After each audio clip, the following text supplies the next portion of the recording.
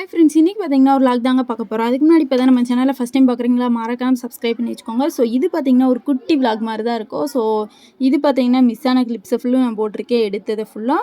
So இது பார்த்தீங்கன்னா day by day video மாதிரி தான் இருக்கும். ஸோ வீடியோ ஃபுல்லாக ஸ்கிப் பண்ணாமல் பாருங்கள். ஸோ மார்னிங் பார்த்தீங்கன்னா எங்கள் மம்மி சாதம் வைக்க சொன்னாங்க. ஸோ அதுக்கு தேவையான அரிசியெல்லாம் கழுவிட்டு இருந்தேன் நான், அப்படியே தண்ணி ஊற்றி. ஸோ அது முடிஞ்சதும் பார்த்தீங்கன்னா குக்கரில் தண்ணி ஊற்றிட்டு அப்படியே அடுப்பில் வச்சுட்டு அப்புறம் பார்த்தீங்கன்னா இந்த அரிசி எல்லாத்தையுமே போட்டு அப்புறம் உப்பெல்லாம் போட்டு அப்படியேவும் குக்கரையும் மூடியாச்சு. ஸோ அதுக்கடுத்து எங்கள் வீட்டில் என்ன ஸ்பெஷல்னு நம்ம பார்க்கலாமா. ஸோ சுட சுட சாதம், அப்புறம் பார்த்திங்கன்னா ஒரு எக்கு பிரியாணி மாதிரி போட்டிருந்தாங்க சைடில். ஸோ அதுக்கடுத்து பார்த்திங்கன்னா இந்த காலிஃப்ளவரில் எக்கு மாதிரி போட்டு நல்லா பொரிச்சு வச்சுருந்தாங்க. செம்ம காம்பினேஷனாக இருக்கும், கண்டிப்பாக ட்ரை பண்ணி பாருங்கள்.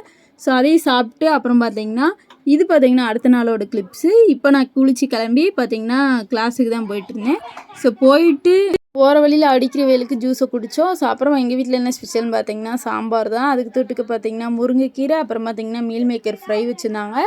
ஸோ அதையும் நல்லா சாப்பிட்டாச்சு. இது பார்த்திங்கன்னா வெள்ளிக்கிழமையோட கிளிப்ஸு. இது பார்த்திங்கன்னா நல்லா பக்திமயமாக குளித்து கிளம்பியாச்சு. ஸோ இன்றைக்கி வெள்ளிக்கிழமை இல்லையா, அதனால் எல்லோரும் கோயிலுக்கு தான் போவோம் நம்ம. அது மாதிரி தான் நானும் கோயிலுக்கு கிளம்பிட்டேன் நான்.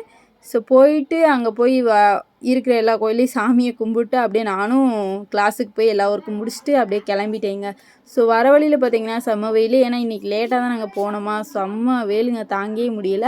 அதுக்கடுத்து எப்படியோ வீட்டுக்கு வந்தாச்சுங்க. ஸோ வர வழியில் பார்த்திங்கன்னா நல்லா இருந்துச்சு. வந்துட்டு அப்புறம் பார்த்திங்கன்னா என்னோடய ஃப்ரெண்டு வந்தாளா, அவகிட்ட அவள் பேகை கொடுத்துட்டு, ஏன்னா அவள் பார்த்திங்கன்னா ஆல்ரெடி போயிட்டா, ஒரு வேலை இருக்குது அப்படி சொல்லிவிட்டு, என்னால் அவள் பேகை கொடுத்துட்டு அப்படியே நானும் இன்னொரு கோயிலில் போய் சாமியை கும்பிட்டு அப்படியே போயிட்டேங்க.